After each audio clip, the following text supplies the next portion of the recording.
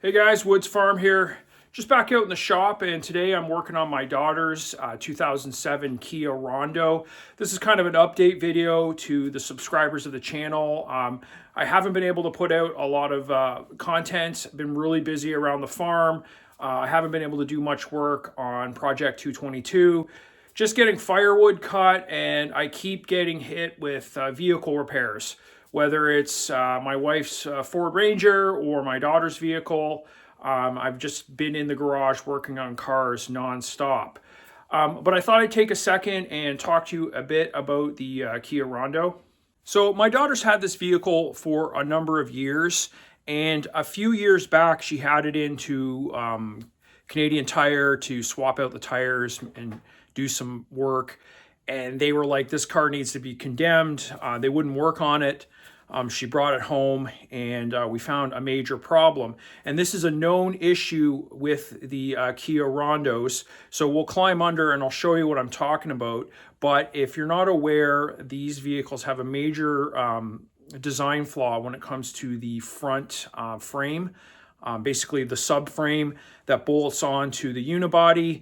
Has a serious problem. I've already dealt with this before, and now we're back to it again. So I'll take you down and we'll take a look.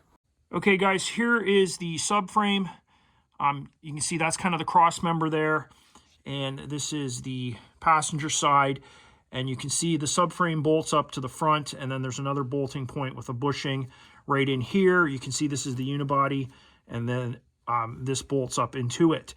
And the purpose of this subframe is to give strength, and it is what all your front end suspension and stuff bolts to on the lower side. And the problem here is you can see this is all rusted out, all in here, all under here. I've already been under and done some cleanup, and you can see there's a weld. And this is fresh plate, and this is a fresh material. I already patched this up a couple years ago. But the problem is this tube here, that is drainage for the AC condenser, and it drips water constantly on top of this. And that is the reason that they rot out. At least that's the research that I have found. I definitely noticed these at the wreckers. A lot of them are missing the subframes. People have pulled these out to swap them, and it is a known problem. If you are looking at one of these vehicles, at this point they're getting older. There's not that many of them on the road, but if you're looking at one of these, you definitely want to look on this passenger side part of the subframe and make sure it's solid, because that's going to cause you some serious problems. Okay, so I know people are going to freak out in the comments about welding and patching that kind of subframe on a vehicle. I'm not telling you that you should repair this yourself. If you have a really nice vehicle that doesn't have a lot of mileage on it, it's probably worth buying one. I think you can get them still from Kia, potentially, or going to the wreckers and getting one. But it's a pretty big job to pull this thing apart. You're basically rebuilding the entire front end of the vehicle at that point. I'm pretty confident in my abilities to patch it up, reinforce it, and keep this vehicle on the road for just a little bit longer. This car's got a number of other issues. The engine's high mileage. There's a lot of problems. So the reason I'm just going to patch it up and put a Band-Aid on it is because this vehicle won't be on the road much longer.